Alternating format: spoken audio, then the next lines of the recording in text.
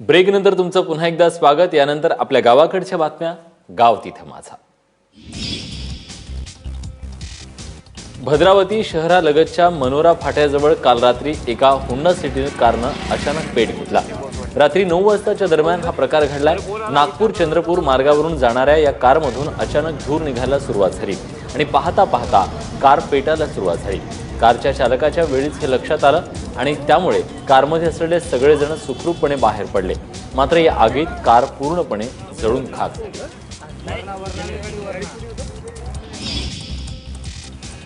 शिक्षकांच्या बोगस बदली प्रकरणात शिक्षण विभागाच्या कनिष्ठ लिपिकाला गडचिरोली पोलिसांनी अटक केली आहे। जिल्हा सत्र न्यायालयाने या लिपिकास 6 दिवसांची पोलीस कोठडी दिली आहे।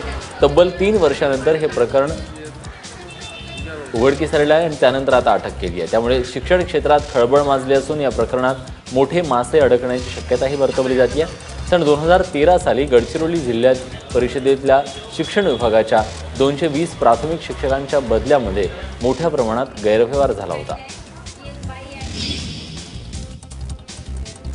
वर्ध्यात जलयुक्त शिवारच्या कामांची बिलं निकाली काढण्यासाठी लाच मागणाऱ्या 3 कृषी अधिकाऱ्यांना अटक करण्यात आली आहे। मंडळ अधिकारी स्वप्नील शेळके, सहाय्यक तालुका कृषी अधिकारी सुनील कुटे यांना रंगेहात अटक करण्यात आलेली आहे। तर उपविभागीय कृषी अधिकारी उल्हास नाडे यांनाही लाचलुचपत प्रतिबंधक विभागानं अटक केली आहे। तर सहाय्यक कृषी अधिकारी भास्कर मोघे फरार आहे। दुचाकीवरून संशयास्पदरित्या शस्त्र घेऊन जाणाऱ्या एकाला सोलापूर पोलिसांनी अटक केली आहे। साजल सिंग टाक असे इस्माचं नाव असून त्याच्याकडे 7 तलवारी सापडल्यात। जप्त केलेल्या तलवारींची किंमत 42,000च्या घरात आहे। जप्त केलेल्यांमध्ये 6 तलवारी मध्ये तर 1 नंगी तलवार आहे। टाक याला अटक करण्यात आली असून त्याची मोटरसायकलही जप्त करण्यात आली।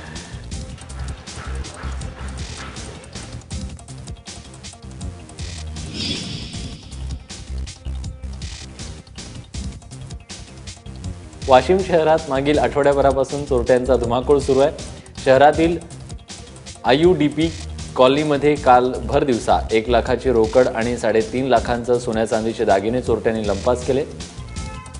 हॉटेल व्यावसायिक शांतीलाल खत्री यांच्या घरात चोरी झाली आहे। चाकूचा धाक दाखवून चोरटे रोकड आणि दागदागिने घेऊन पसार झाले।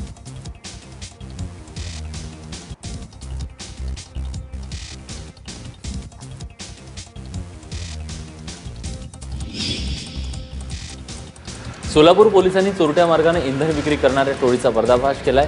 पाखणी इथल्या डेपोमधून बाहेर पडणाऱ्या टँकरमधून बनावट चावी वापरून आणि टँकरच्या चालकाच्या मदतीनं ही टोळी डिझेल पेट्रोल चोरून काढून घेत जायची आणि चोरलेलं इंधन बेकायदेशीरपणे विकायची। या टोळीकडून 50 लाख रुपयांचा मुद्देमाल जप्त करण्यात आलाय।